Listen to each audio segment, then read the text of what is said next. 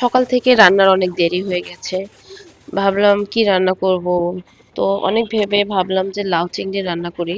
তো এখানে ছোট ছোট চিংড়ি মাছগুলো আমি খুব ভালো করে পরিষ্কার করে নিচ্ছি। নেওয়ার পরে আমি লাউটাকে খুব ভালোভাবে কেটে নিব।